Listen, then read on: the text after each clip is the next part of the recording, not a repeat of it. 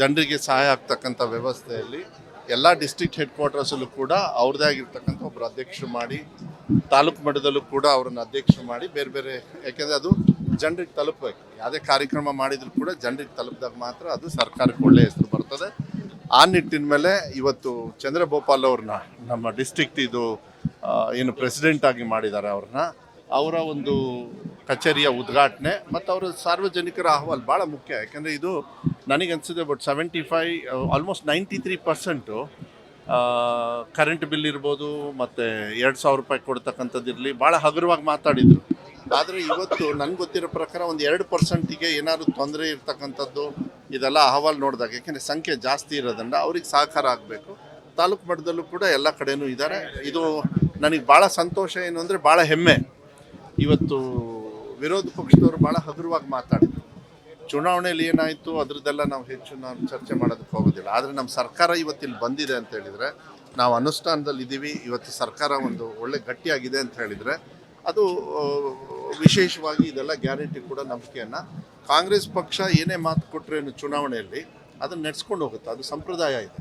ನೀವು ಇಷ್ಟು ಎಲ್ಲ ಮುಖ್ಯಮಂತ್ರಿಗಳ ನೀವು ಹಿಸ್ಟ್ರಿ ತಗೊಂಡಾಗ, ಒಂದು ಮಾತು ಕೊಟ್ಟಾಗ ಮತ್ತೆ 5 ವರ್ಷನೂ ಕೂಡ ಅವರು ಪೂರ್ಣ ಮಾಡ್ತಕ್ಕಂಥ ಸಂದರ್ಭದಲ್ಲಿ ಯಾವುದೇ ಸಮಸ್ಯೆ ಬಂದಾಗ ಬಡವ್ರ ಪರವಾಗಿದ್ದಾಗ ತಕ್ಷಣ ತೀರ್ಮಾನ ತಗೊಳ್ತೀವಿ. ಅದು ದೇವರಾಜ ಅರಸು ಸಂದರ್ಭದಲ್ಲಿ ಇರ್ಬೋದು, ಬಂಗಾರಪ್ಪಾಜಿಯವರು ಇರ್ಬೋದು, ಈಗ ಸಿದ್ದರಾಮಯ್ಯ ಅವರು ಇರ್ಬೋದು, ಇದನ್ನೆಲ್ಲ ತೊಗೊಂಡಾಗ ಬಟ್ ಅಂತೇಳಿ ತೊಗೊಳ್ತಕ್ಕಂಥ ಸ್ವಭಾವ ಇದೆ. I am very happy. But ಭಾಳ ಪ್ರೌಡ್ ಅನಿಸುತ್ತೆ, ಭಾಳ ಖುಷಿ ಅನಿಸುತ್ತೆ, ಹೆಮ್ಮೆ ಅನಿಸುತ್ತೆ.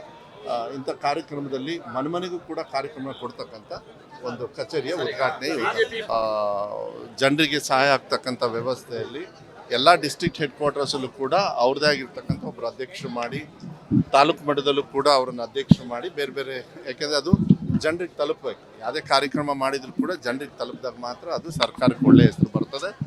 ಆ ನಿಟ್ಟಿನ ಮೇಲೆ ಇವತ್ತು ಚಂದ್ರಭೂಪಾಲ್ ಅವ್ರನ್ನ ನಮ್ಮ ಡಿಸ್ಟ್ರಿಕ್ಟ್ ಏನು ಪ್ರೆಸಿಡೆಂಟ್ ಆಗಿ ಮಾಡಿದ್ದಾರೆ ಅವರ ಒಂದು ಕಚೇರಿಯ ಉದ್ಘಾಟನೆ ಮತ್ತು ಅವರ ಸಾರ್ವಜನಿಕರ ಅಹವಾಲು ಭಾಳ ಮುಖ್ಯ. ಯಾಕೆಂದರೆ ಇದು ನನಗನ್ಸಿದೆ ಬಟ್ 75 ಆಲ್ಮೋಸ್ಟ್ 93% ಕರೆಂಟ್ ಬಿಲ್ ಇರ್ಬೋದು ಮತ್ತು 2,000 ರೂಪಾಯಿ ಕೊಡ್ತಕ್ಕಂಥದ್ದಿರಲಿ ಭಾಳ ಹಗುರವಾಗಿ ಮಾತಾಡಿದರು.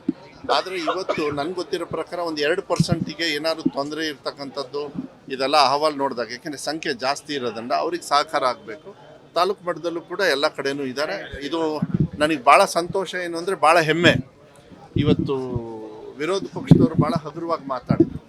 ಚುನಾವಣೆಯಲ್ಲಿ ಏನಾಯಿತು ಅದರದ್ದೆಲ್ಲ ನಾವು ಚರ್ಚೆ ಮಾಡೋದಕ್ಕೆ ಹೋಗೋದಿಲ್ಲ. ಆದರೆ ನಮ್ಮ ಸರ್ಕಾರ ಇವತ್ತಿಲ್ಲಿ ಬಂದಿದೆ ಅಂತ ಹೇಳಿದರೆ, ನಾವು ಅನುಷ್ಠಾನದಲ್ಲಿ ಇದ್ದೀವಿ, ಇವತ್ತು ಸರ್ಕಾರ ಒಂದು ಒಳ್ಳೆ ಗಟ್ಟಿಯಾಗಿದೆ ಅಂತ ಹೇಳಿದರೆ, ಅದು ವಿಶೇಷವಾಗಿ ಇದೆಲ್ಲ ಗ್ಯಾರಂಟಿ ಕೂಡ ನಂಬಿಕೆಯನ್ನು ಕಾಂಗ್ರೆಸ್ ಪಕ್ಷ ಏನೇ ಮಾತು ಕೊಟ್ಟರೇನು ಚುನಾವಣೆಯಲ್ಲಿ ಅದನ್ನು ನಡೆಸ್ಕೊಂಡು ಹೋಗುತ್ತೆ. ಅದು ಸಂಪ್ರದಾಯ ಇದೆ.